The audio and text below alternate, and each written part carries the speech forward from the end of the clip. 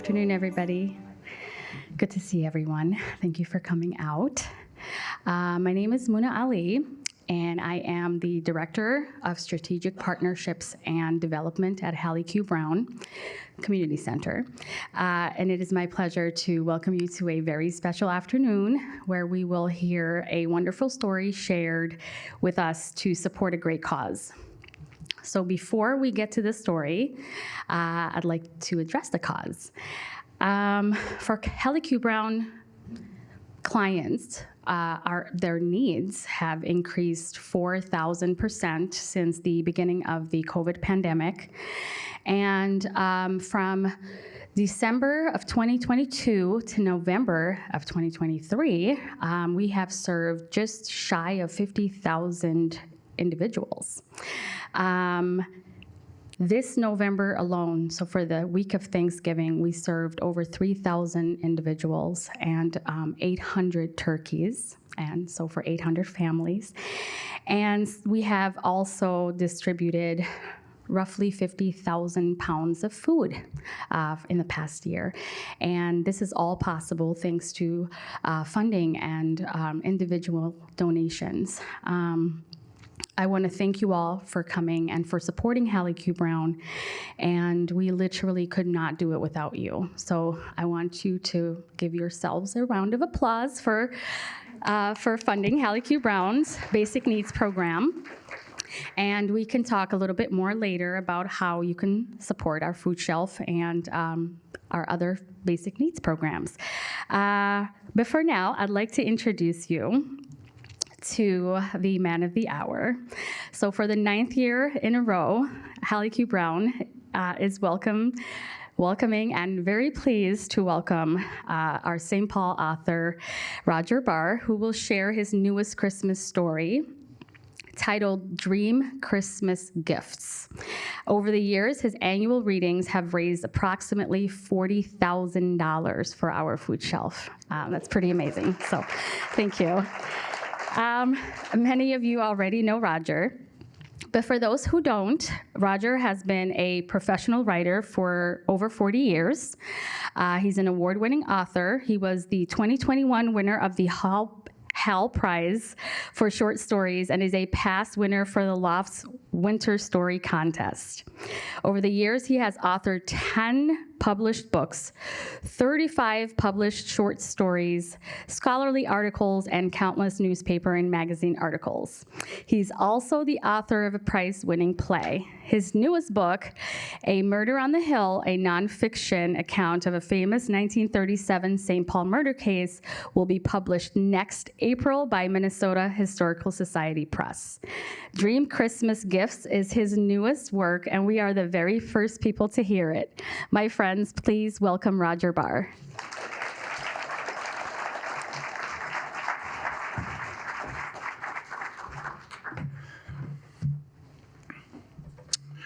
Well, good afternoon.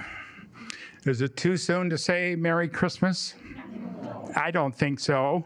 Merry Christmas. Thank you for coming. Thank you, Hallie Q. Brown, for sponsoring today's reading. Thank you to SPNN, the St. Paul Neighborhood Network, for hosting us and video recording this event to be broadcast on their platforms in the month of December.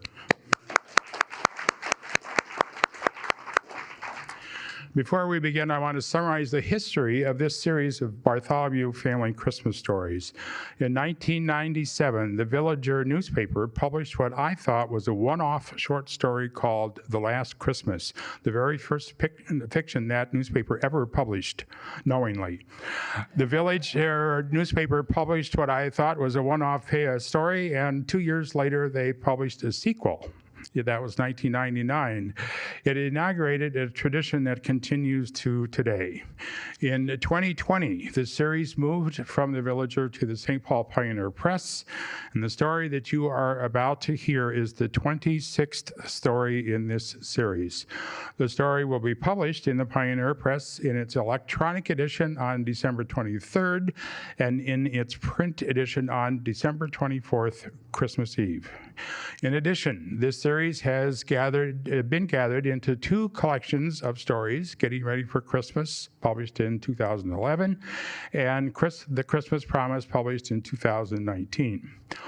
Now, over the years, this series has explored the meaning of Christmas from a religious and secular perspective. The series has explored family issues, death and loss, poverty, racism, addiction and recovery, depression, and of course, politics.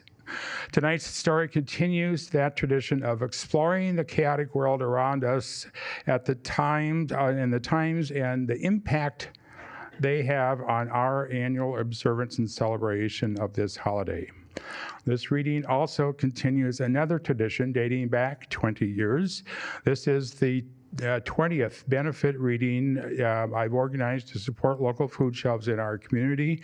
And in the years before we worked with Hallie Q. Brown, if you add those years up, we have raised more than $80,000 for area food shelves. Now, over the years, I've read this story as a solo reader. In other years, I've been joined by a cast of readers who assume character roles. This adds such a wonderful dimension to the story. It makes the characters literally come alive. Today, as the author, I will narrate the story, and I'm so excited to be joined by a wonderful cast of 7 readers. In the past, I've introduced the cast before we shared the story. Today, I want you to meet them for the first time as the characters, and we'll have a curtain call at the end where I will introduce everyone to you. So, with that, we are ready to begin. I hope you enjoy Dream Christmas Gifts.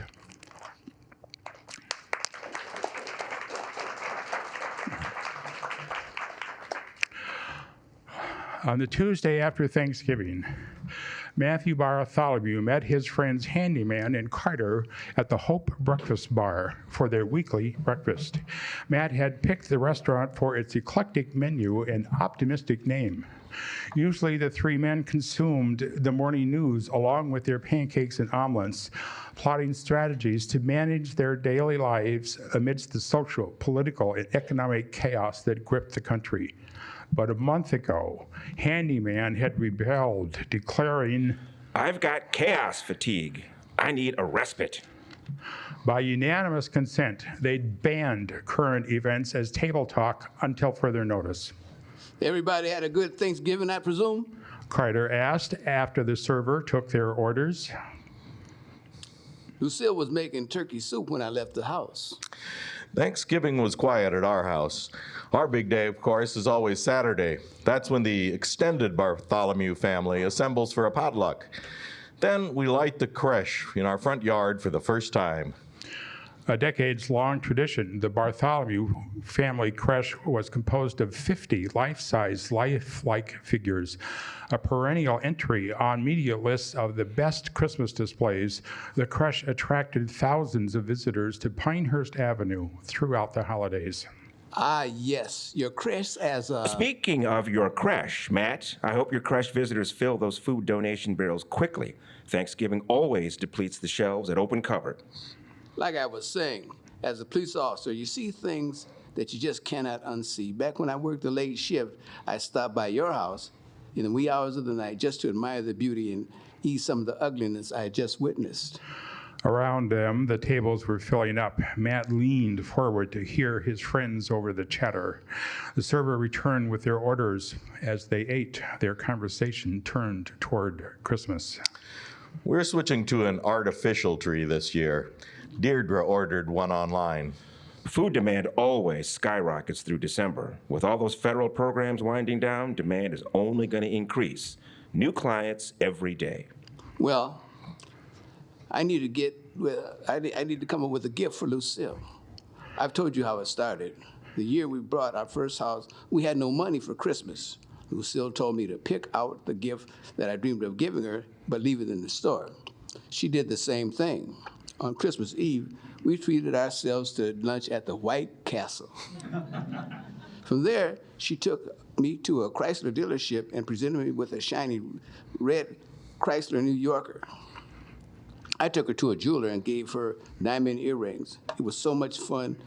It was so much fun, we did it every year. We call them our dream gifts. It's more fun than the real gifts. These days, we don't need anything, so now our dream gifts are literally the things we dream about.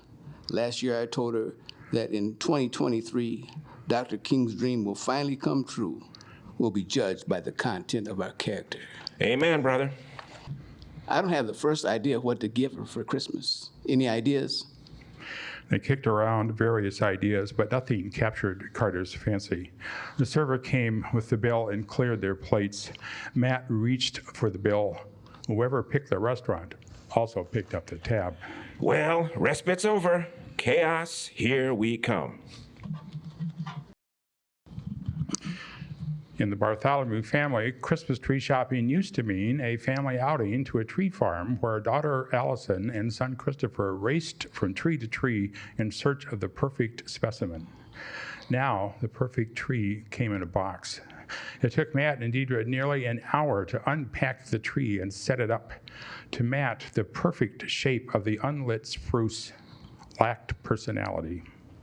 It feels strange, almost like a betrayal. Deirdre conceded as they wove their old string of lights through the flawless branches. But I won't miss sweeping up needles until way past Easter. They hung ornaments collected over 30 years of marriage, saving several special ornaments to hang when Allison and Christopher arrived home. What about these?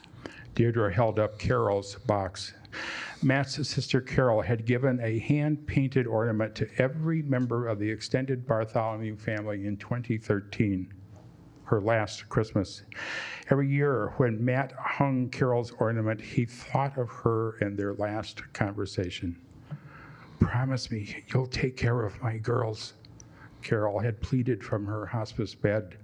Her ex-husband had long ago disappeared as both a partner and a parent to Elizabeth and Anne. "Of course I will," he promised.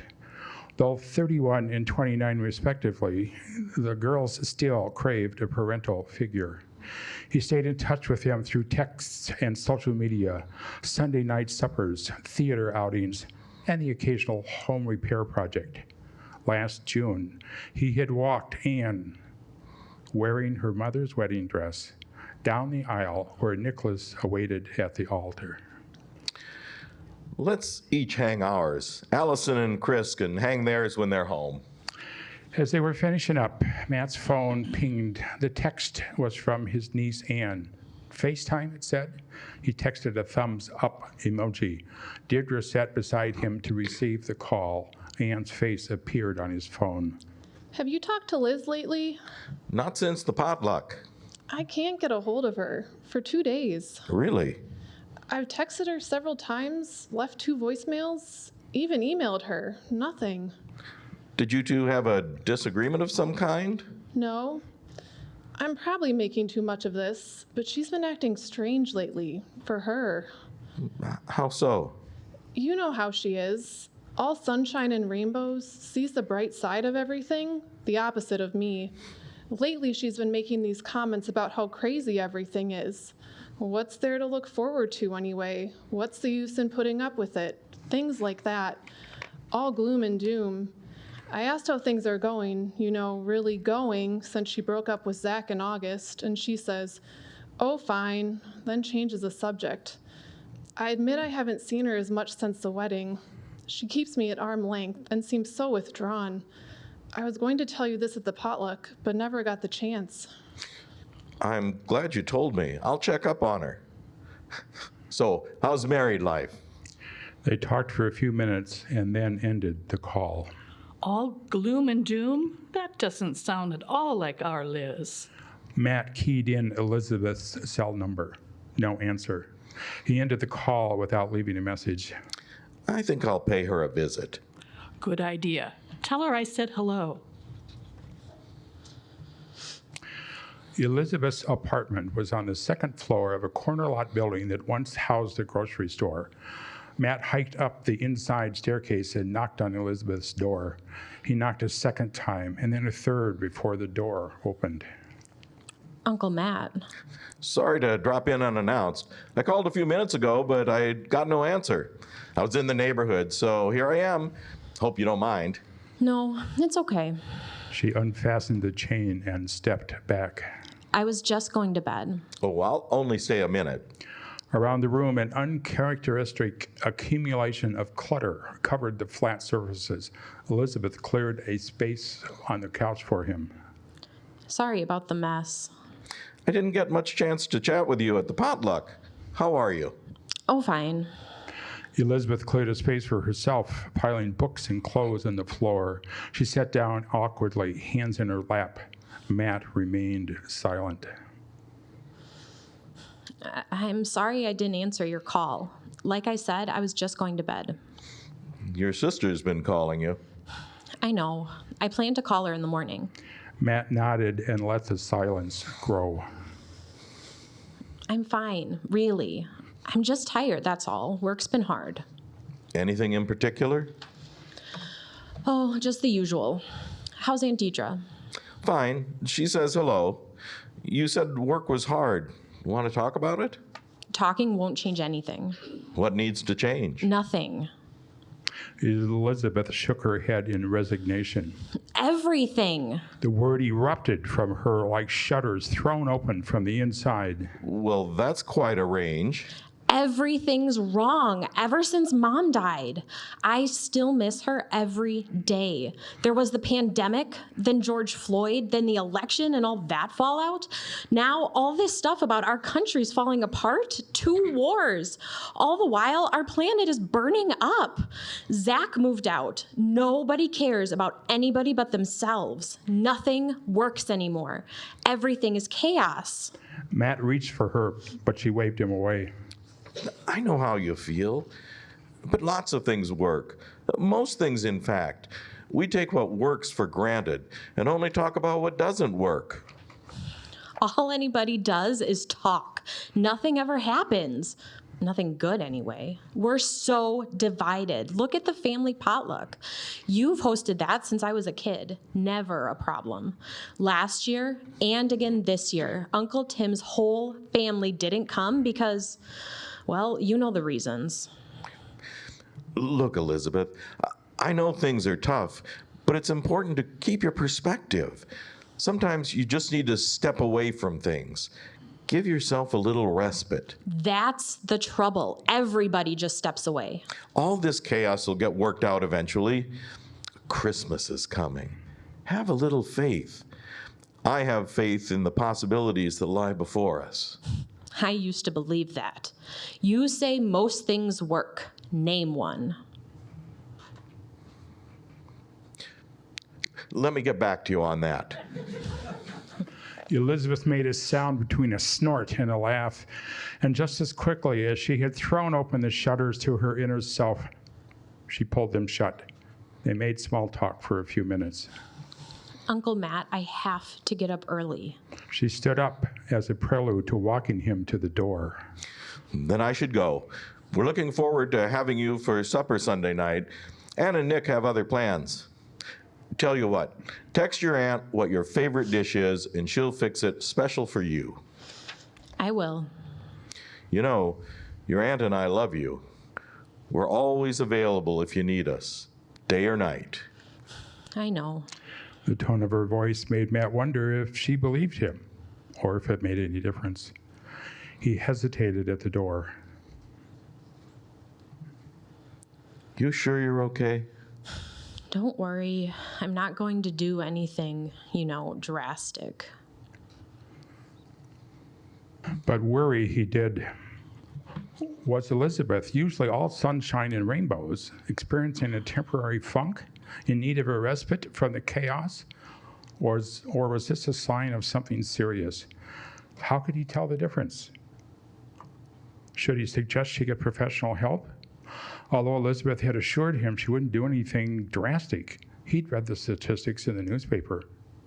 The unthinkable lingered in the back of his mind. When Elizabeth didn't text her favorite dish to her aunt at Matt's suggestion, Deirdre texted her. She showed him their niece's reply, "Don't go in any trouble just for me." That doesn't help much. I'm not worried about what to cook. I am puzzled by her answer. Did she truly not want me to go in any trouble? Or is it just too hard for her to make a decision? She does seem overwhelmed. She did mention her breakup with Zach the other night, but she's always made it clear that her private life is off limits. Well, let's see how she is on Sunday night.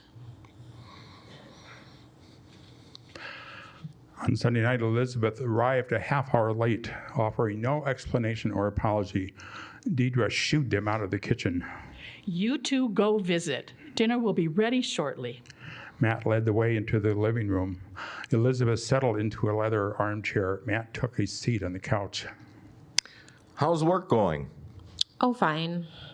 Elizabeth pulled out her phone, looked at Matt, and then returned it to her pocket.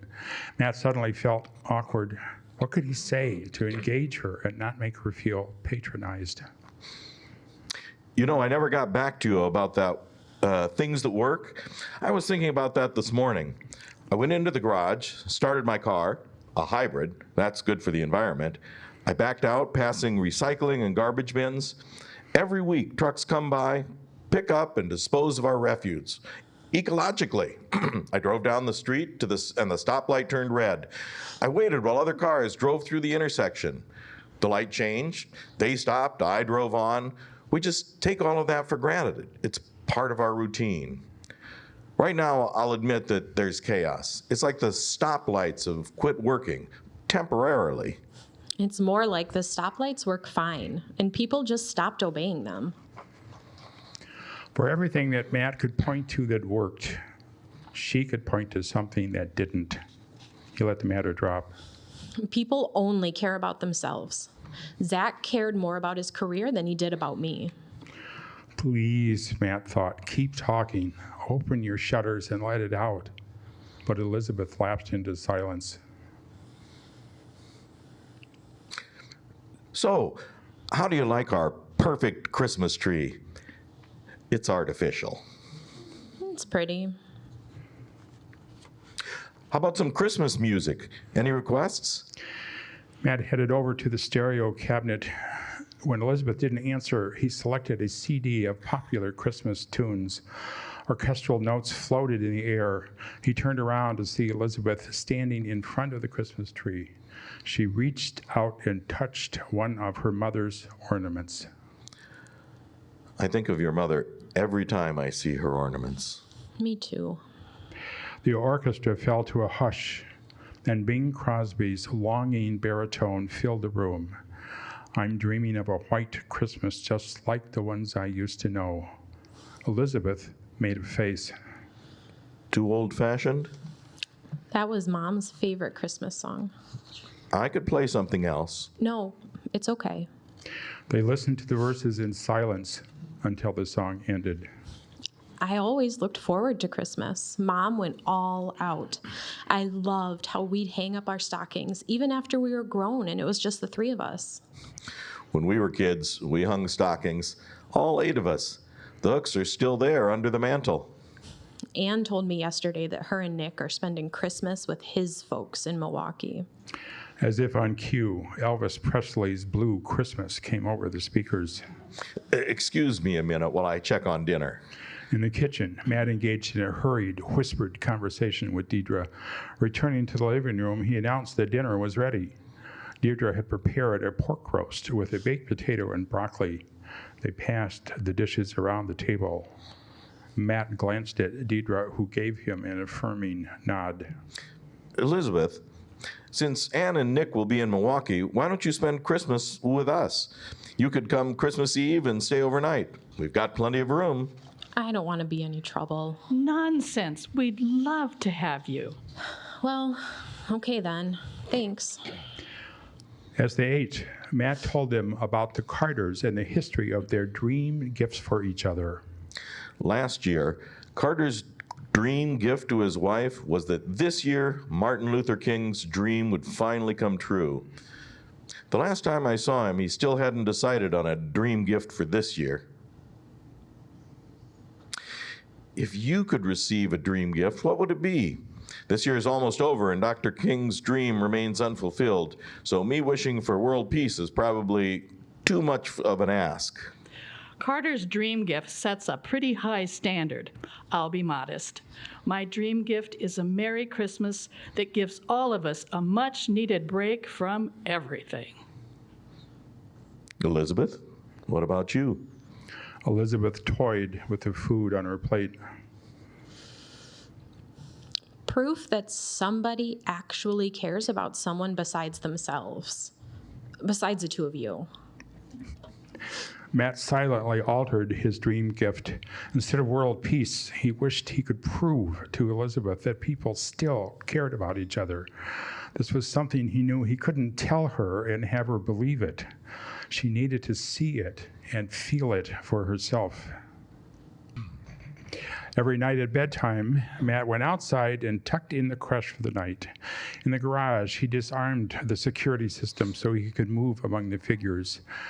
Starting in the stable, he checked the Holy Family and the animals, then inspected the shepherds and their flock, followed by the wise men and their camels, and finally, the multitude of angels. He walked down to the boulevard sidewalk to admire the creche as a visitor would. In the theatrical lighting, the figures looked ordered and peaceful, a symbol of hope. No wonder Carter used to stop here. His thoughts drifted back 2,000 years. How chaotic it was when Caesar Augustus declared that all the world should be enrolled, and the roads were jammed with travelers, Mary and Joseph among them, journeying to Bethlehem. Chaos had ensued when King Herod, tricked by the wise men, ordered the slaughter of all male children in Bethlehem under the age of 2, forcing the Holy Family to flee to Egypt. Chaos, it seemed, was always at hand. He checked the food donation barrels and was glad to see they were nearly full. Tomorrow, he'd make a delivery to the open cupboard. An idea suddenly occurred to him. Elizabeth's dream gift was right here, under his nose, part of his holiday routine. He'd taken it for granted. All he had to do was figure out how to set it up. That opportunity presented itself 2 weeks later when Elizabeth texted him. This Saturday, could we go to Best Buy to get a new Wi-Fi router?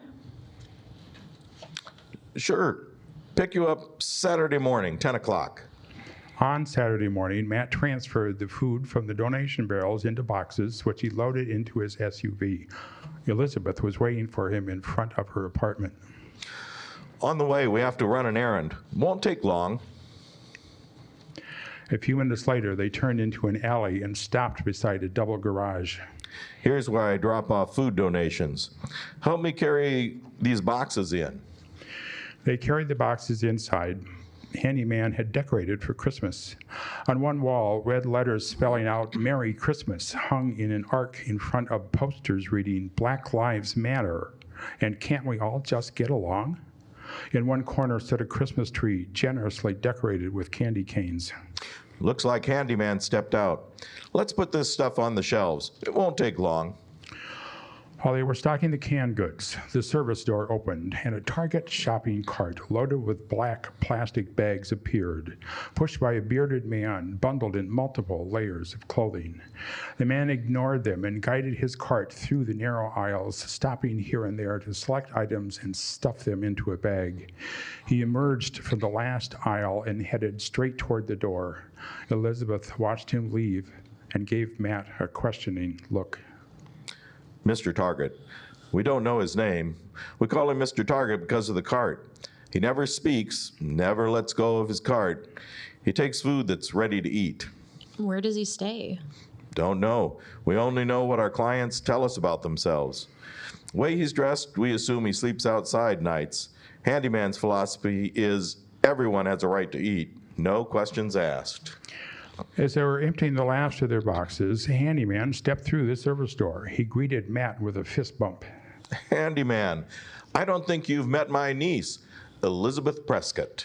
It's a pleasure to meet you. Handyman runs Open Cupboard. Your uncle's being polite. Open Cupboard runs itself. True, I started it just to cut through the red tape between food and hungry people.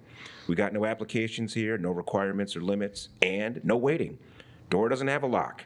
People come in all hours of the day and help themselves. Our signs on the end of the aisle say, "Take all you need, leave some for others." It's worked for 22 years. Matt stacked their empty boxes one inside the other in preparation to leave. The service door opened again, and a black woman in her early 30s stepped inside, accompanied by a girl about 5 years old. Well, look who's here.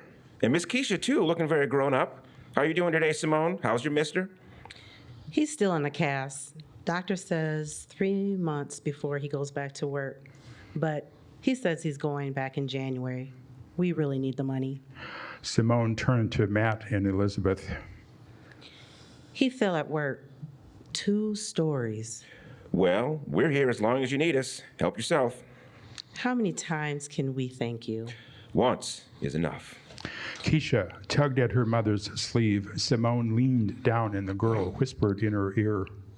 She wants to know if she can have a candy cane. Simone pointed at the Christmas tree. Help yourself, honey. That's why they're there.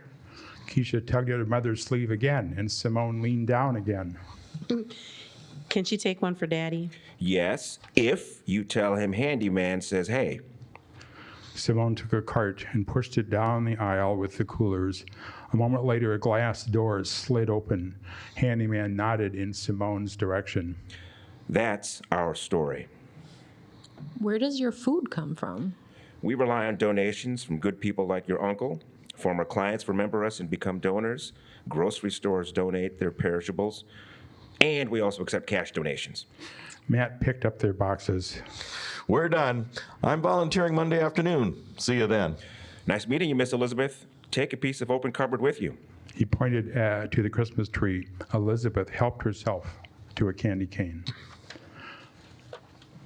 In the car, Matt watched his niece out of the corner of his eye as he drove.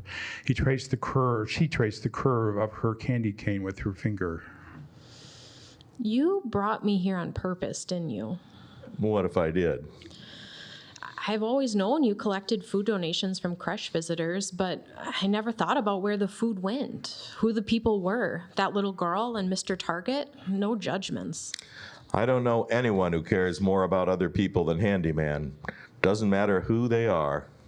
Where'd the name Handyman come from? He and my friend Carter grew up together. When they were, in Carter's words, running the streets, he was a handyman to have around. The name stuck. Most people don't even know his real name, just his reputation. The remainder of their drive to Best Buy was silent. Matt found a parking spot. Ready? Elizabeth still held the candy cane in her lap. I don't know whether to eat this or save it as a memento. She slipped the candy cane into her coat pocket. As Christmas neared, Matt sensed that Elizabeth's shutters hadn't opened exactly, but she seemed a bit more like herself. Nevertheless, he and Deidre would remain vigilant and, if need be, suggest she seek professional help to work her way through the chaos she felt. In the meantime, they took steps to make her Christmas joyful, planning a special surprise for her. Suddenly, it was Christmas Eve. Allison and Christopher and their significant others had arrived. They spent the afternoon watching Christmas movies. They attended Christmas Eve services. Over dinner, Matt told the story of the Carters' dream Christmas gifts for each other. Now, everyone sleep on it tonight. And tomorrow, over Christmas breakfast, let's all identify a dream gift for next year. He wondered if Carter had ever found his dream gift for Lucille. In the Bartholomew household, it was tradition to hang their stockings at bedtime. Deidre brought out the stocking box. Elizabeth, I had your sister send me some of your Christmas pictures of when you were kids. One of them showed your stocking hanging on the banister. I made a new stocking for you. It looks just like my old stocking. When the 8 of us were kids, we hung our stockings according to age. I was the oldest, so mine was first. Your mother, second oldest, hung hers next to mine. Why don't you hang your stocking on your mother's hook? One by one, they each hung their stockings. As they were saying goodnight, Matt's phone pinged. He read the text and smiled. Listen, this is from Carter. It says, My dream gift to Lucille in 2024, what the angels told the shepherds back in the fields 2,000 years ago will come true. Peace on earth and goodwill to all mankind. A second text appeared. Better late than never, huh?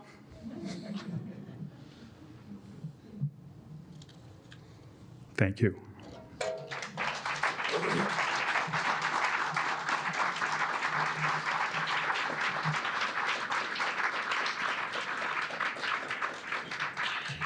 Thank you, Roger. Okay, thank you. Now that you've met all the characters, it's time to meet the men and women in person who stepped into these roles. We'll do this in the order of their appearance, and they all provided a little bit of biographic information for me. In the role of Matt Bartholomew, Christopher Kemp. Chris says he retired from acting a decade ago. He was drawn out of retirement by the opportunity to portray Matt, husband to Deidre, played by his actual wife, Lori. He said he drew on his 42 years of experience being married to her for this performance. Next we have handyman Terrence C. Newby. Terry, to his friends, is an attorney, novelist, and playwright based in Roseville. Terry's plays have been staged in Twin Cities theaters. His novel, Dangerfield's Promise, was published in 2022, and I'll add that it is a terrific read set in the antebellum South and in contemporary Minnesota. Next, we have the man who needs no introduction, but it's my pleasure anyway. Melvin Carter Jr., reading the role of Carter. He is the model for this role back in 2001. Melvin read the role he inspired. He was born and raised in St. Paul's Rondo neighborhood. He served his country in the armed forces and served the city of St. Paul as a police officer, retiring as a sergeant after 28 years. He's the founder of Save Our Sons, a nonprofit organization that mentors young black males. For further details about Melvin's extraordinary life, read his excellent autobiography, Diesel Heart, published by Minnesota Historical Society Press in 2019, and that's a great book. The role of Deidre was read by Lori Kemp. Lori has been part of the theater for, in her words, many, many, many years, and is very happy to play Deidre to her husband, Chris's Matt. She says it's a pleasure to share another Bartholomew Christmas story. The role of Anne was read by Annie Harm. Annie says she isn't an actor, but she grew up listening to and reading these stories every December and is excited to play a role in this year's story. Annie grew up in St. Paul. She lives across the river in Minneapolis now, where she enjoys running around the lakes and skiing on the lakes in the winter with her partner, Lewis. The important role of Elizabeth was read by Carly Buckingham. Carly was born and raised here in St. Paul. She and her partner Steve say they keep busy raising their 4.5-year-old and their 2-year-old, and she also runs a home daycare service. Now, though Annie and Carly aren't actually sisters, they've known each other forever and are graduates of Central High School. Simone was read by Constance Anderson. Constance is a visual storyteller, actress, and educator with more than 2 decades of experience as a professional actress and educator. We all met her for the first time on the night of our one rehearsal reading, and I am thrilled that she gifted us with her talents tonight.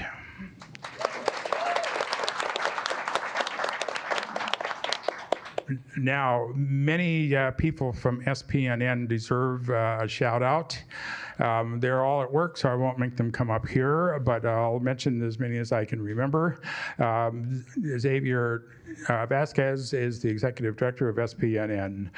Production director is Steve Brunsberg. Thank you, Steve. Thank you to Terry Kaiser, Bernie Pirek, Bianca Rhodes, and Nicola, and I promised her I would remember her last name, but I didn't. Sorry about that.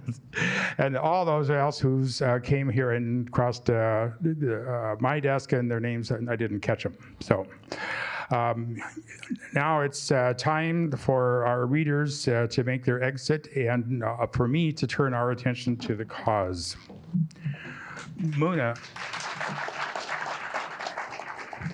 Muna mentioned that today's reading supported a great cause. She shared information about the ever-growing food security in Minnesota and demands that insecurity places on Hallie Q. Brown's food shelf. It's now time for all of you to go to work. Today, there are 3 ways that you can support Hallie's food shelf. First, checks for any amount can be written payable to Hallie Q. Brown and given to me, and I will see that they're turned over. Second, if you didn't bring your checkbook, you can donate by credit card this afternoon. Just line up at Mona's table outside in the hallway, and she'll process your donation. If you like today's story and want more stories, you can buy The Christmas Promise, a collection of 9 Bartholomew Christmas stories written and published between 2011 and 2019. See me at the table out there, and I'll be glad to autograph your copy. All of the purchase price of $20 goes to the food shelf. Viewers out there who will see this on SPNN's platforms can also purchase The Christmas Promise at the Hallie Q. Brown Center during the month of December. And again, that price goes to the food shelf. Okay, to coin a phrase appropriate for this time of year, that wraps things up here. Thank you all for coming. Thank you for your support of a great cause. Give a dream gift to those of you who you love in your families. This Christmas, give yourselves a respite from the chaos and have faith in the possibilities that lie before us. Merry Christmas, everyone.